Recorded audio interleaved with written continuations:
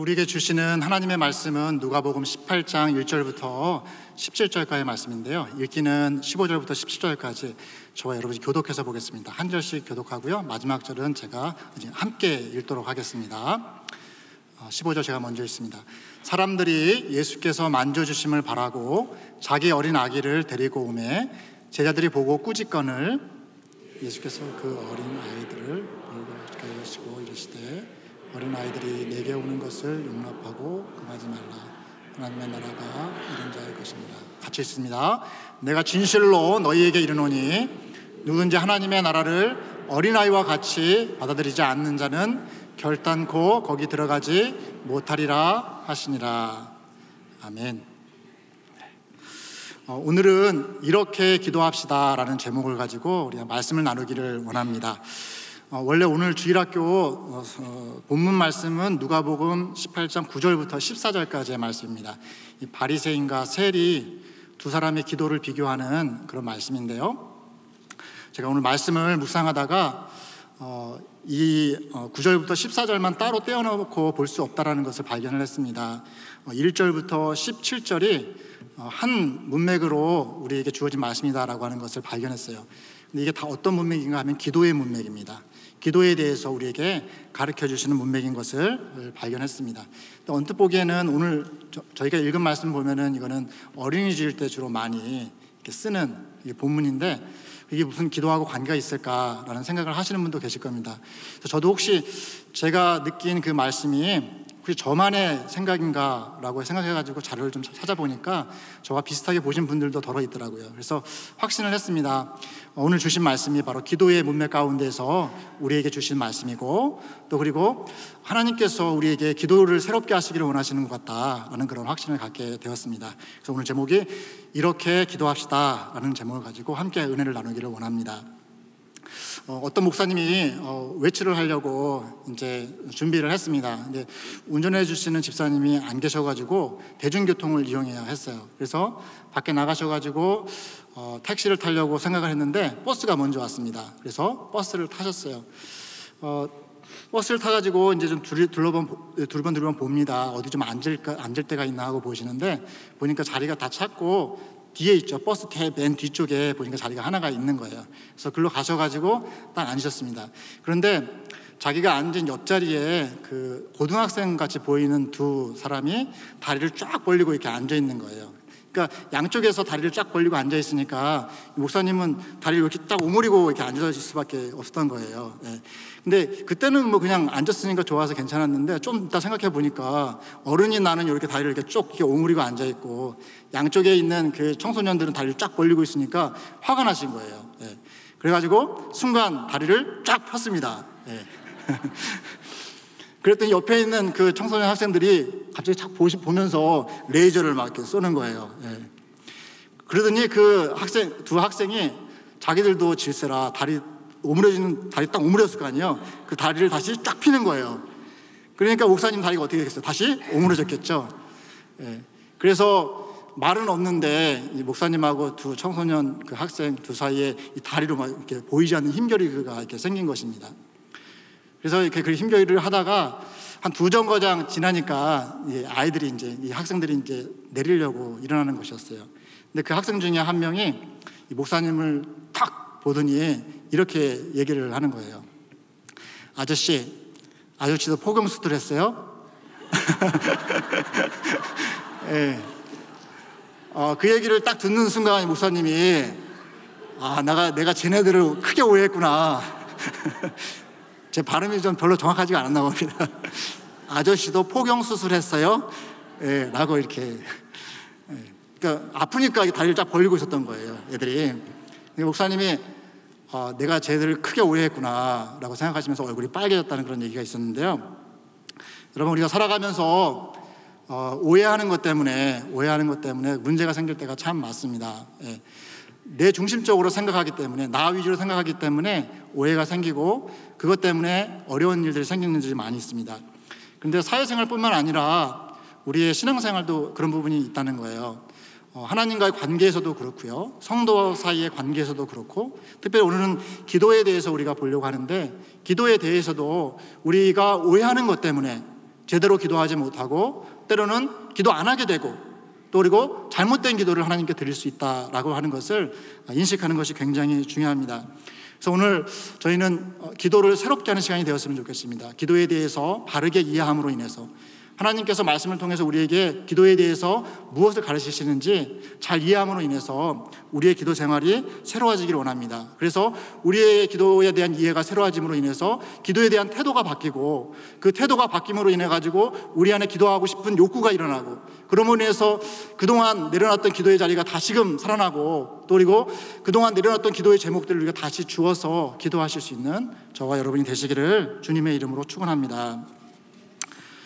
그래서 첫 번째로 우리가 회복해야 될 기도의 모습이 무엇인가? 그것은 어린 자녀의 기도라는 것입니다. 우리가 회복할 필요가 있는 우리 기도의 모습 중에 어린 자녀의 기도의 모습이 우리가 회복해야 될 기도의 모습이다라는 것이죠. 다른 말로 하면 순진한 기도입니다. 아이와 같이 순수하게 기도하는 것입니다. 여러분, 우리가 기도할 때 오해할 수 있는 것 중에 하나가 무엇이냐면은 내가 하나님 앞에 기도를 하고 있는데 하나님 앞에서 기도하는 내가 누구인지를 저희가 잊어버릴 때가 참 많아요. 하나님 앞에 서 있는 나, 하나님 앞에 손모으고 있는 내가 하나님 앞에서 어떤 존재인가라고 하는 것을 우리가 잊어버리거나 또는 오해함으로 인해서 기도를 제대로 못할 때가 있다라는 것입니다. 오늘 본문 말씀 15절부터 17절을 우리가 읽었는데요. 여기 보시면은 사람들이 예수님께 아기를 데리고 옵니다. 데리고 오면서 만져달라고 해요. 아마 엄마들이 데리고 왔겠죠. 엄마들이 아기들을 데리고 가면서 예수님한테 좀 만져달라고 해요. 이렇게 했겠죠. 예수님 우리 아기 좀 만져주시면서 좀 축복해 주세요. 안수기도 해주세요. 라고 그렇게 왔을 것 같아요. 근데 그것을 보고 있던 제자들이 어떻게 반응을 합니까? 그게 데리고 온 사람들을 꾸짖습니다.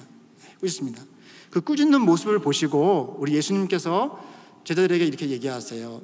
그 어린아이들을 불러 가까이 하시고 이르시되 어린아이들이 내게 오는 것을 용납하고 금하지 말라.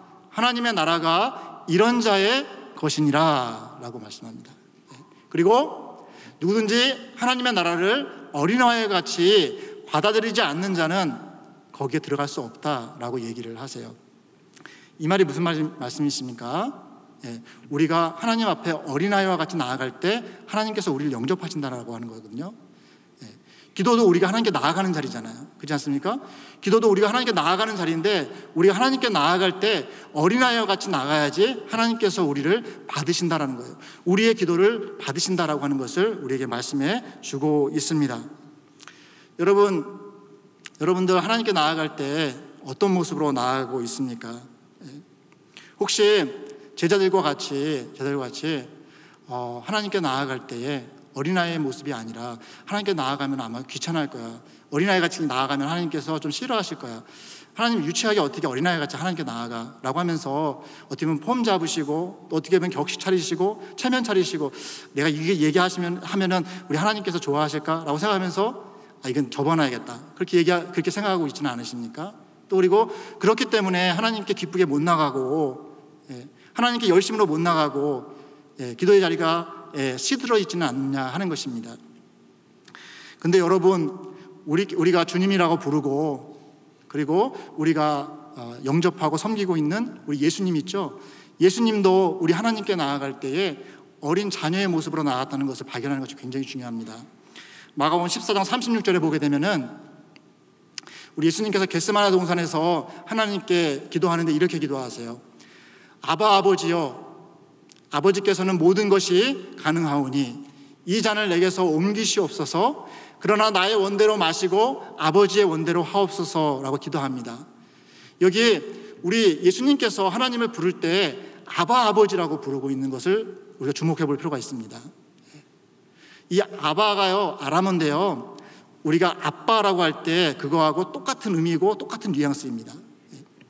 우리 예수님께서 성부 하나님께 어린 자녀와 같이 아빠, 아버지요 이렇게 말씀하고 있는 겁니다. 그렇게 부르고 있는 겁니다.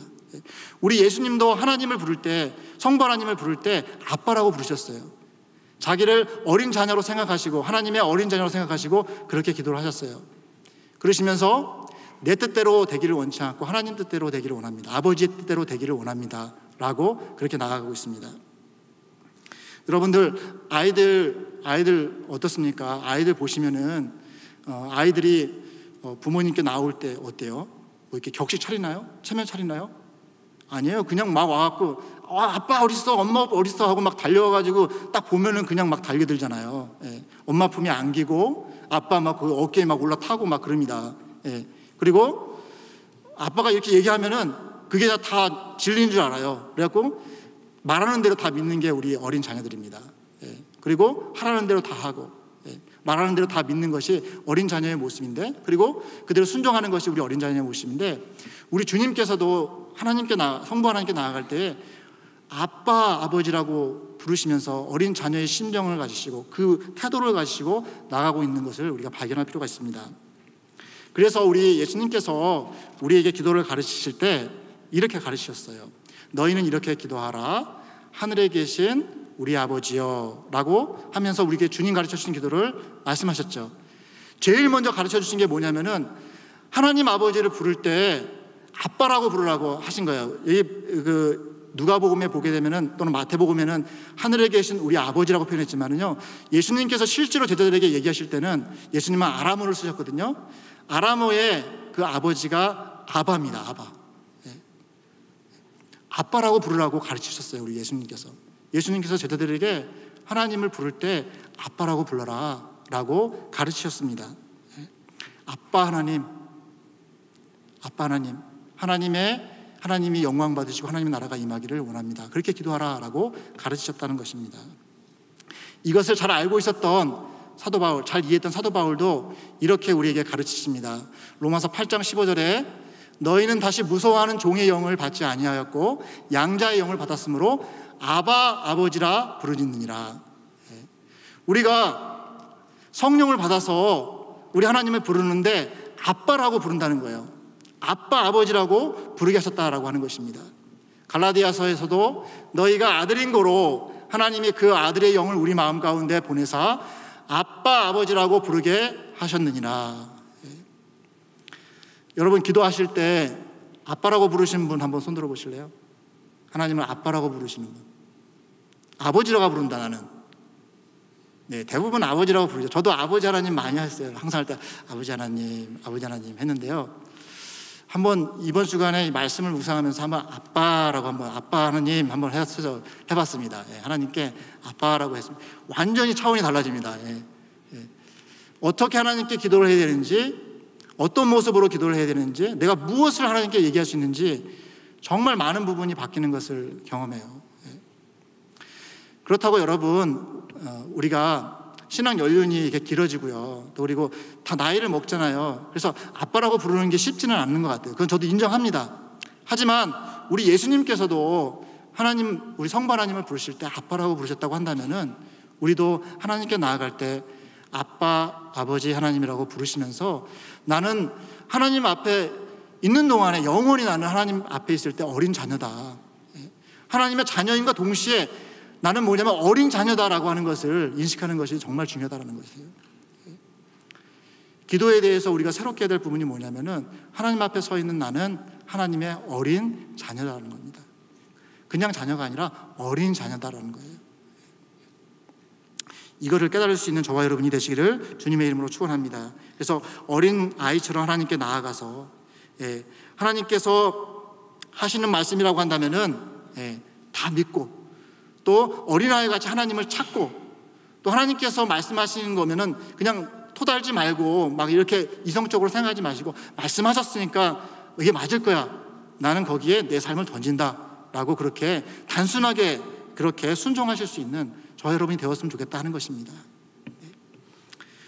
두 번째는 우리가 회복해야 될, 우리가 새롭게 해야 될 두 번째 기도의 모습은 겸손한 기도입니다. 겸손한 기도.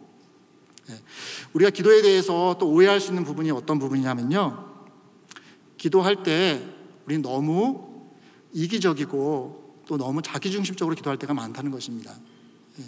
자기 위주로 기도할 때가 너무 많다는 거예요. 그렇기 때문에 기도할 때 내가 직접 그 기도의 자리로 들어가는 것보다도 다른 사람을 기도의 자리로 들이미는 경우가 많이 있어요. 그 부분을 지적하시는 것이 오늘 바리새인과 세리를 비교하는 그 비유인데요.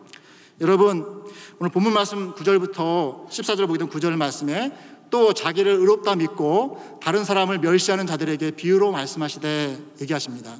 자기를 의롭다 믿고, 이게 뭐냐면 셀프 센터드, 자기중심적이라는 거예요.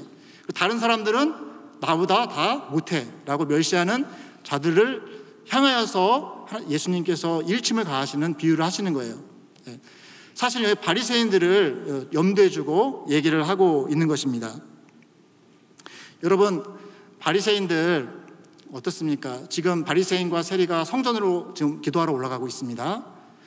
바리새인은 성전 가까이에서 아마 태어났을 거예요. 그리고 성전 가까이에서 살았을 것입니다. 그리고 성전에서 교육을 받았을 거예요. 그죠? 거기서 또 많은 시간을 보냈을 겁니다. 예배하고 항상 사는 곳이, 왔다 갔다 하는 곳이 성전이었을 거예요. 성전이 홈그라운드죠. 자기가 사는, 자기 중심 무대가 이 성전이었겠죠. 근데 반대로 세리는 어땠을까요, 여러분? 당시에 세리는 매국노 취급을 받았죠. 왜냐하면 로마에 빌붙어가지고 이스라엘 백성들의 돈을 이렇게 뭐라고 하죠? 뭐라고 할까요? 피를 빨아먹는다고 하나요? 그런 모습으로 보였던 그 세리가 매국노 취급을 받았잖아요. 그러니까 그가 성전에 올라갔을 때 어땠겠어요? 주변에서 자기를 이렇게 보는 눈초리가 예사롭지 않았겠죠. 따가운 눈초리로 저기 죄인이 온다고, 우리를 팔아먹는 매국노가 온다고 그렇게 하지 않았겠습니까?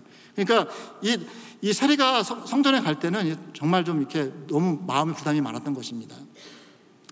여러분, 지금 시대에 이것을 가지고 온다고 한다면은 우리 성전을 교회라고 생각할 수 있고요. 우리는 교회에 올 때 항상 우리는 오고 이 교회를 중심으로 살기 때문에 교회가 홈그라운드 같습니다. 그러나 한 번도 교회에 오지 않았던 사람들 또는 교육에 부담스러운 사람들은 교회에 왔을 때 그 마음이 굉장히 무거울 수가 있어요. 그런데 우리 주님께서 지적하시는 것은 무엇이냐면은 우리가 이렇게 익숙한 곳에 있는데 혹시 익숙하지가 않아서 또는 이 생활이 아직 시작을 잘 못했기 때문에 몰라서 어쩔 때는 좀 뭐랄까 우리가 좀 우리의 모습에 반대되는 모습으로 오는 사람들을 보고 우리가 그들을 판단하고 정죄할 수 있다는 거예요. 그리고 기도할 때도 하나님, 어떻게 저런 사람이 교회에 올 수가 있습니까? 하나님, 어떻게 저런 사람이 교회에 와서 예배를 할 수 있습니까? 라고 하면서 하나님께 그렇게 이를 수도 있다라고 하는 것을 얘기해주고 있습니다. 그러시면서 하나님께서 받으시는 기도는 이 바리새인이 자기 의를 드러내면서 하나님께 드리는 그 기도가 아니라 이 세리가 회개하는 심령으로 자기 가슴을 치면서 자기 죄를 고백하면서 하나님께 나오는 그 기도를 받으신다라고 하는 것을 우리에게 교훈하고 있습니다. 13절 말씀에 세리는 멀리 서서 감히 눈을 들어 하늘을 쳐다보지도 못하고 다만 가슴을 치며 이르되 하나님, 불쌍히 여겨주세요. 불쌍히 여겨주세요. 저는 죄인입니다. 라고 그렇게 오고 있습니다. 이 세리는 회개하는 세리였습니다. 자기가 살아온 인생을 회개하는, 하나님께 자기의 죄를 고백하면서 용서를 비는 그 마음으로 하나님께 왔던 사람이 바로 이 세리입니다. 하나님께서는 이 심령이 상해 있는 이 세리를 받으십니다. 그리고 그의 기도를 받으셨습니다. 그래서 시편 51편 17절에 보면은 우리 하나님께서 이런 사람을 찾는다고 하시죠. 하나님이 구하시는 제사는 상한 심령이라. 하나님이여 상하고 통회하는 마음을 주께서 멸시하지 아니하시리이다 라고 고백을 하고 있습니다. 우리 하나님께서 받으시고 원하시는 심령은 상한 심령이에요. 이 회개하는 세리와 같이 상한 심령을 가지고 겸손하게 주 앞에 나오는, 우리 하나님께 나오는 그 사람의 기도를 우리 하나님께서 기쁘게 받으신다라는 것입니다. 그래서 우리 예수님께서도 심령에 가난한 자는 복이 있나니 그가 천국을 볼 것이다 라고 말씀을 하셨습니다. 여러분, 우리의 모습은 바리새인과 같습니까? 아니면은 이 회개하는 세리의 모습과 같습니까? 한번 점검해 보았으면 좋겠어요. 그리고 우리가 어떻게 보면 회복해야 될 부분이 뭐냐? 바로 이 회개하는 세리의 그 상한 심령 있죠. 그 상한 심령을 가지고 하나님께 나아가는 그 모습 있죠. 이것을 우리의 기도 생활 가운데서 회복해야 할 필요가 있다라는 것입니다. 이 세리는 딴 사람 보이지 않아요. 자기 죄된 자기의 모습을 하나님께 갖고 가는 거예요. 자기를 하나님께 갖고 가서 하나님 용서해달라고 구하는 것입니다. 이게 겸손한 자의 모습이거든요. 그런데 우리가 바리새인과 같이 때로 이럴 때가 있습니다. 기도할 때도 그렇고요. 말씀을 우리가 받을 때도 그래요. 이 말씀을 받을 때 내 자신의 모습이 하나님 앞에서 이렇게 드러나야 되는데, 말씀을 볼 때 내가 생각이 안 나고 다른 사람이 생각나잖아요. 이건 문제 있는 거예요. 일단 기본적으로 말씀을 내가 받았는데 그 말씀을 적용할 때 나에게 적용을 먼저 하지 않고 다른 사람이 생각난다고 한다면은 하나님께서 기뻐하지 않는 모습입니다. 기도도 마찬가지라고 하는 거예요. 기도도 우리가 기도하러 하나님께 나아갈 때에 나의 용서받아야 할 몸을, 그 제목들을 가지고 하나님께 먼저 나아가야지, 다른 사람들의 안 좋은 것들 또는 모자란 것들을 가지고 하나님께 나아가는 것, 일단 가지고 갈 수는 있겠죠. 하지만 하나님께서 기뻐하지 않는다는 것을 깨닫는 것이 중요합니다. 그리고 먼저 내가 치료받고, 먼저 내가 용서받고, 먼저 내가 치유함을 받고 난 후에 다른 사람 것을 가지고 나가는 거예요. 그런데 다른 사람 것을 가지고 나갈 때 그 사람의 안 좋은 것, 부족한 것을 가지고 나가는 게 아니라, 하나님, 주님께서 저를 고쳤던 것 같이 저 사람도 고쳐주세요라고 가지고 나가는 겁니다. 이게 하나님께서 우리에게 원하시는 기도의 모습이다라는 것입니다. 겸손히 기도하며 하나님의 용서와 치유함을 받은 사람은 이제 자기가 원하는 것, 자기가 필요한 것만을 하나님께 아뢰는 것이 아니라 더 나아갑니다. 어떻게 나아가냐면은, 하나님께서 나에게 이렇게 큰 은혜를 주셨는데 그 은혜를 다른 사람들도 좀 받았으면 좋겠다라고 하면서 누가 기도 제목 필요하지 않나라고 하는 것을 살피게 됩니다. 그러면서 그를 위해서 기도하기 시작합니다. 그걸 우리는 중보기도라고 하지요. 근데 중보기도를 하는데 금식하면서 중보기도 하면은 하나님께서 더 기뻐하시는 것 같아요. 여러분, 우리가 여러 모양으로 사랑을 실천할 수 있습니다. 다른 사람들을 위해서. 그런데 가장 빨리, 그리고 가장 쉽게, 하지만 가장 강력하게 우리가 다른 사람들을 사랑할 수 있는 게 무엇인가? 바로 중보기도 하는 겁니다.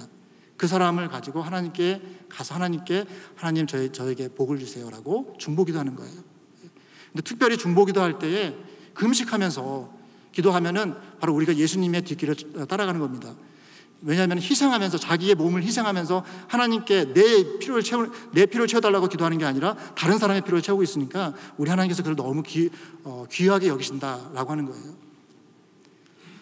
바리새인은 금식을 가지고 자기 종교 생활의 모습, 그걸 자랑하려고 하나님께 가져갔습니다. 근데 원래 금식이라고 하는 것은 자기의 종교 생활의 모습을 하나님께 자랑하려고 우리가 하라고 한 게 아니라, 금식하면서 다른 사람을 위해서 기도하라고 그렇게 하신 거거든요. 우리가 금식하면서 우리의 이웃과 교회와 다른 사람들 위해서 기도할 때에 우리 하나님께서 우리를 정말 귀하게 여기신다, 정말 이쁘게 여기신다 라고 하는 것, 이 생각을 회복하실 수 있는 저와 여러분이 되었으면 좋겠습니다. 세 번째, 마지막으로 우리가 회복해야 될, 새롭게 해야 될 기도의 모습은 무엇인가? 끈질긴 기도입니다. 끈질긴 기도입니다. 이걸 제자의 기도라고도 할 수 있는데요. 오늘 본문 말씀 1절을 보게 되면요, 예수께서 그들에게 항상 기도하고 낙심하지 말아야 할 것을 비유로 말씀하여 이르십니다. 여기 보면은 예수님께서 그들에게 이르시죠. 여기 그들이 누구냐면은 제자들이에요. 제자들이 회복해야 될 기도의 모습을 말씀해 주시는 거예요. 그 기도의 모습이 뭐냐? 낙심하지 말아라. 항상 기도하고 낙심하지 말라라는 말씀을 해 주십니다. 여러분, 우리가 기도할 때 또 한 가지 오해가 뭐냐면은, 기도하는데 응답이 빨리 안 오면은 우리가 쉽게 낙심하고 쉽게 포기한다는 것입니다.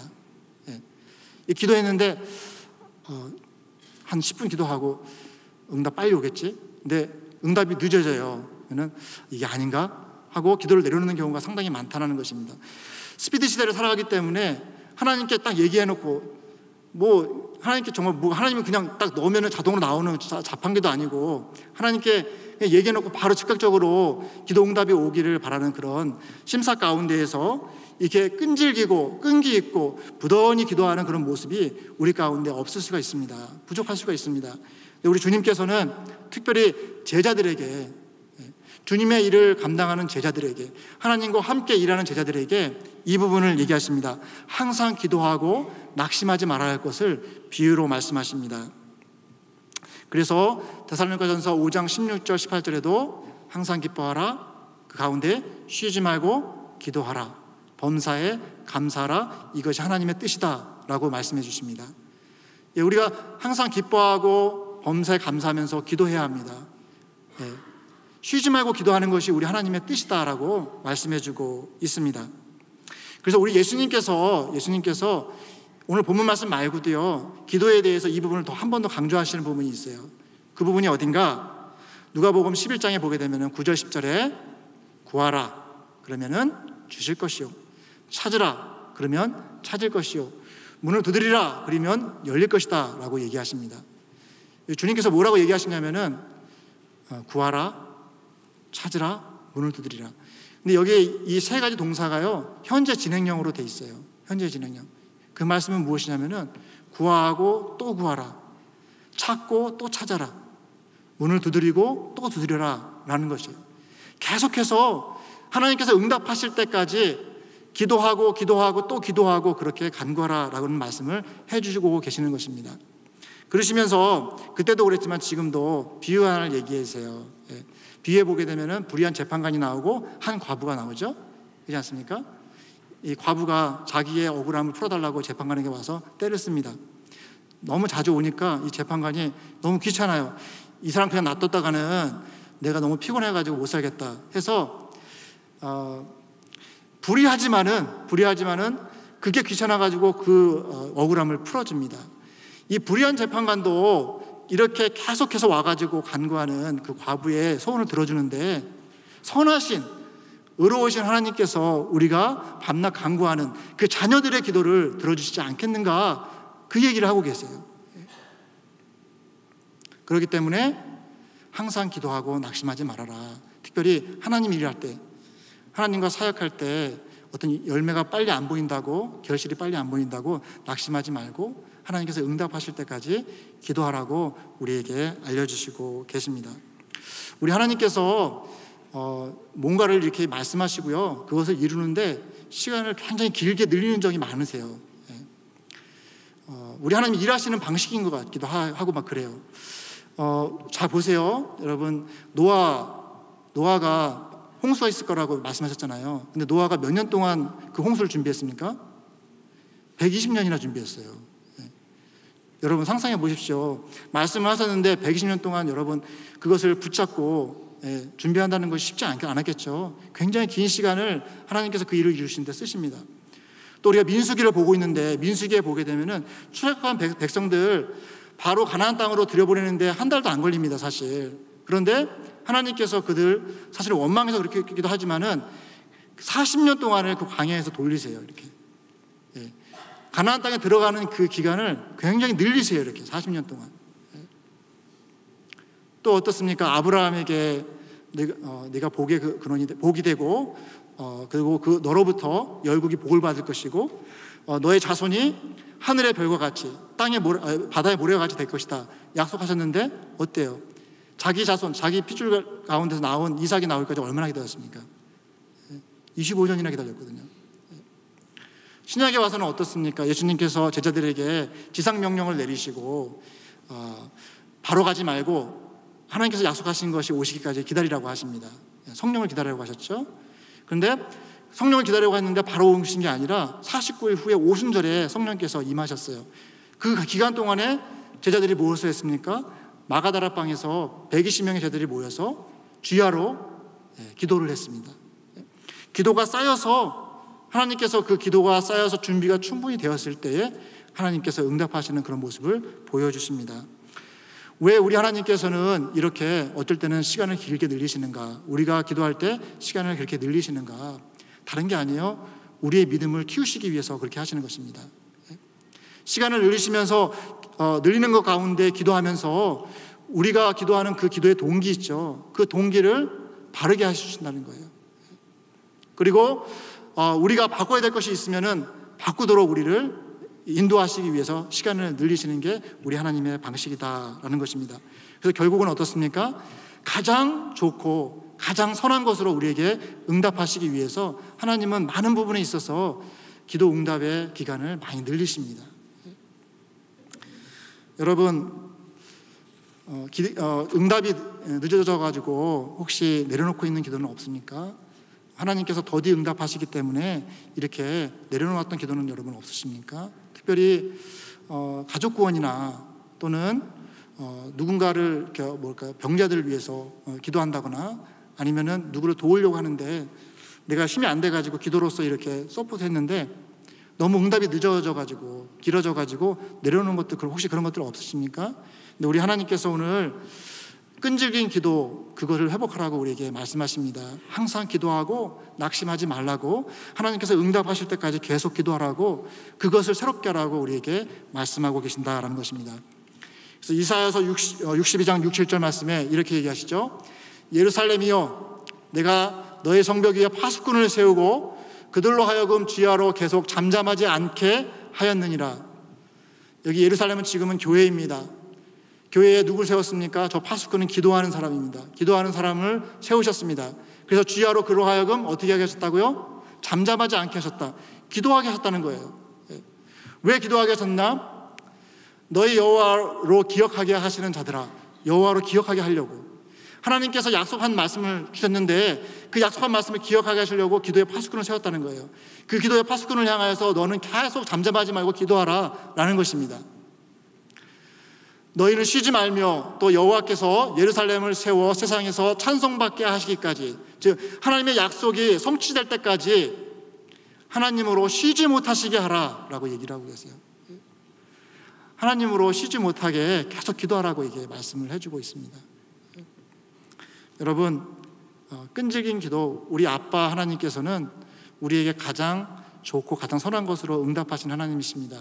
이거 믿으시고 하나님께서 우리의 기도에 응답하실 때까지 기도의 끈을 놓지 않으시는 저와 여러분이 되시기를 주님의 이름으로 축원합니다. 이제 말씀을 정리하겠습니다. 말씀을 정리할 때 하나 이야기로 말씀을 마치고 싶은데요. 미국에 사는 한 여성도님이 계셨습니다. 이분은 오늘 말씀과 같이 참 어린아이 같이 기도하고 또 그 기도에 대한 응답을 많이 받는 분이셨어요.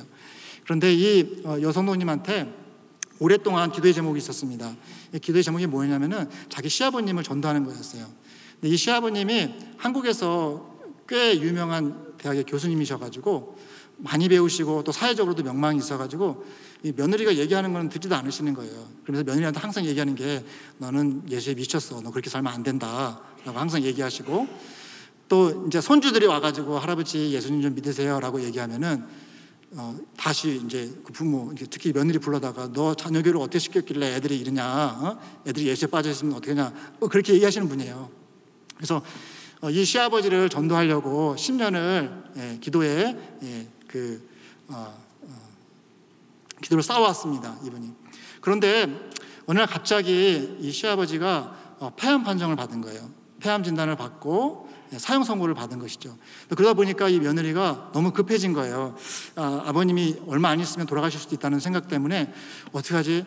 하나님께 기도하는 거예요. 하나님, 우리 아버님이 언제 돌아가실지 모르는데 꼭 예수님 믿고 돌아가셔야 되는데, 예수님 믿으셔야 되는데, 예수님 믿고 천국 가셔야 되는데 어떻게 하죠?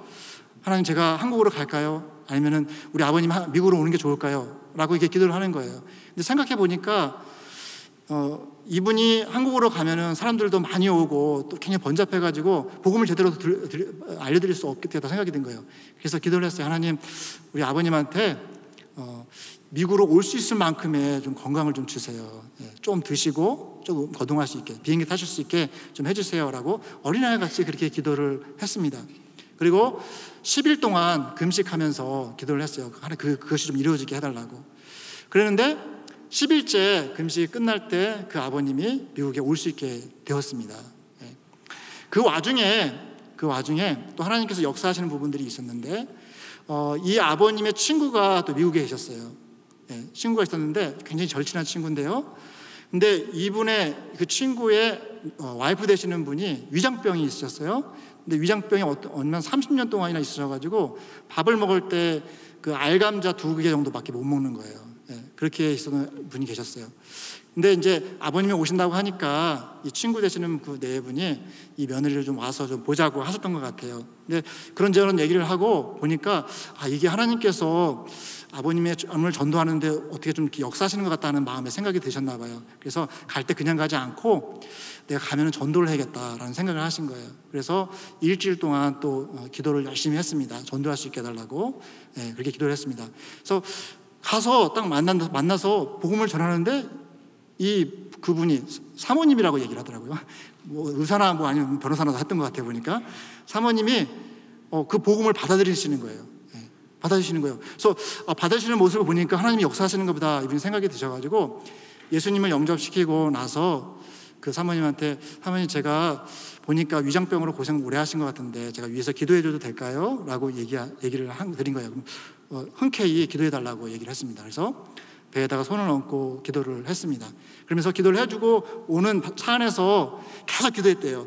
하나님 어떻게 30년 동안이나 이 세상에 이렇게 먹을 수 있는 좋은 것들이 그렇게 많은데 알감자 2개밖에 먹을 수밖에 없다는 게 말이 됩니까? 하나님, 어린아이 같이 참 기도한 거예요. 이렇게 하나님, 이분의 기도를 했는데 하나님 그 기도를 좀 받으셔가지고 이분 마음속에서 지금 죽어도 좋으니까 그냥 자기가 먹고 싶은 거 좀 먹고 죽을 수 있게 해달라고 그런 마음이 들게 해달라고 기도를 하고 온 것이었습니다.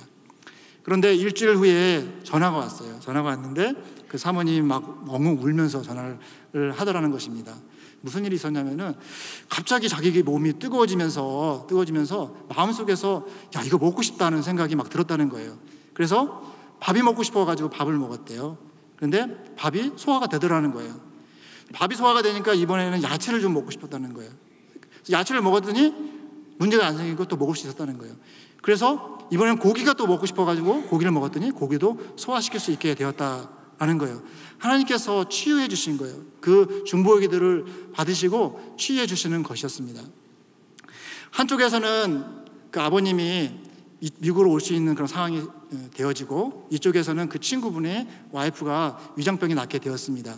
그래서 이 아버님이 오셨으니까 친구분이 만나자고 하실 거 아니에요. 오셔서 왔어요. 그러시면서 그 사모님의 남편 되시는 그 아버님의 친구분이죠. 친구분이 대뜸 그 전도하려고 하는 그 시아버님을 딱 만나서 하는 말이 며느리 무시하지 말라고, 대단한 사람이라고 하면서 뭐든지 하는 말 다 들으라고 이렇게 얘기를 했대요.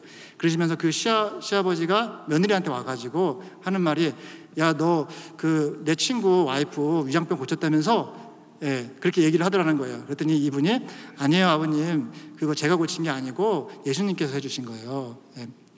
예수님께서 고쳐주신 거예요 라고 말씀드렸어요. 그러시면서 그 시아버님이 얘기하는 게 야, 이제는부터 네가 하는 말 네가 하라는 대로 할게 라고 하신 거예요. 근데 이 자매님이 아버님이 오신다고 하니까 자기가 또 복음을 전하면은 또 잘 못 받을까 봐 복음을 좀 잘 전할 수 있는 목사님을 구했습니다.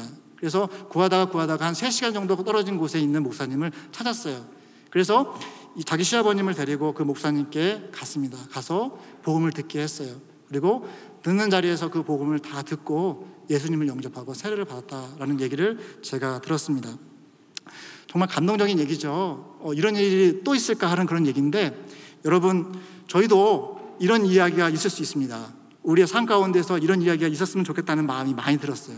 우리가 어린 자녀와 같이 하나님께 순수하게 순진하게 기도하고 하나님께서 약속하시면 약속대로 이루어질 줄로 믿고 기도하고 또 그리고 우리 주님께 정말 간절한 그 겸손한 마음으로 하나님께 기도하고 겸손한 마음으로 기도하는데 나의 것을 위해서 기도하는 것도 좋지만은 누군가를 위해서 중보기도 하고 그 사람이 예수 믿도록 중보기도 하고 또 그리고 기도하는데 응답이 될 때까지 끝까지 포기하지 않고 기도하면은 이 한 성도의 그 스토리 못지않게 우리 각자 여기에 모이신 우리 성도님들의 각자의 삶 속에서도 그와 같은 하나님의 놀라운 역사를 경험하는 스토리들이 많이 나타날 줄로 믿습니다. 그리고 우리 교회가 그것들을 서로 나누면서 하나님께 영광 돌리는 교회가 될 수 있기를 주님의 이름으로 축원합니다. 기도하겠습니다.